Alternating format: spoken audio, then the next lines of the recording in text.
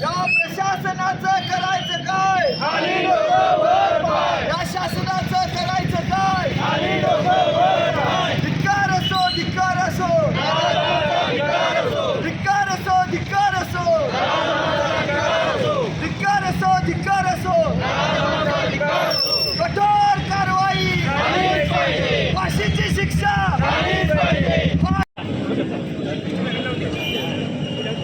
समाजाच्या काही मुली आता सुरक्षित झालेल्या आहेत आणि महिला आणि मुलींपेक्षा लहान मुली देखील समाजात असुरक्षित आहेत असं आम्हाला वाटतंय. आणि तर ह्या सर्वांसाठी सर्व नागरिकांनी एकत्र यावं आणि यावर योग्य ती कारवाई पोलिसांनी व समाजाने व राज्यकर्त्यांनी करावी अशी आमची विनंती आहे. महाराष्ट्रामध्ये या महिला हत्यारांच्या घटना या वारंवार घडत आहेत. या वारंवार घटना टाळण्यासाठी शासनाकडून कठोरात कठोर पावलं उचलली गेली पाहिजे आणि ह्या नराधमांना कठोर शिक्षा व ताबडतोब झाली पाहिजे. त्यामुळे इथून पुढे त्या घटनेच्या जबर बसेल शिक्षेची व त्यामुळं इथं पुढं घटना घडणार नाहीत. महिलांचं सुरक्षण होणं गरजेचं आहे. महिलांनी स्वतःसुद्धा सक्षम होऊन प्रतिकार करण्याची लढाई करण्याची तयारी ठेवली पाहिजे. महिला अत्याचाराच्या घटना अनेक घडत आहेत. त्याबद्दल प्रशासन व शासन काही ठोस पावलं उचलत नाही. याबद्दल सर्व मराठा समाजा वतीने या निमित्तानं धिक्कार करण्यात येत आहे. सर्व महाराष्ट्रामध्ये या घटना घडत आहेत. त्याचा कुठंतर गांभीर्याने विचार करावा, नाहीतर फार मोठा जनपक्ष उभारून हे सर्व नष्ट करण्यात येईल एवढंच मी या निमित्तानं सांगतो. सर्वांना जय शिवराय, जय जयराव. छत्रपती शिवाजी महाराजांच्या विचारांना मराठा समाज जो आहे तर तो चालतो. छत्रपती शिवाजी महाराजांच्या काळामध्ये असल्या नराधमांचा चौरंग केला जायचा.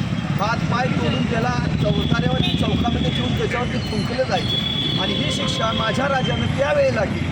आणि ही शिक्षा या शिक्षेच्या तरतुदीची आजसुद्धा या समाजाला गरज आहे. आणि त्यामुळे शासन आणि प्रशासनानं छत्रपती शिवाजी महाराजांचा आदर्श समोर ठेवला पाहिजे आणि या अशा नराधमांना छत्रपती शिवाजी महाराजांच्या विचारांना या शिक्षा दिली पाहिजे. तरच हे असे नराधम, शिक्षा फक्त त्या नराधमांसाठी आहे का? नाही, ही शिक्षा बाकीच्या लोकांनी बघितली पाहिजे.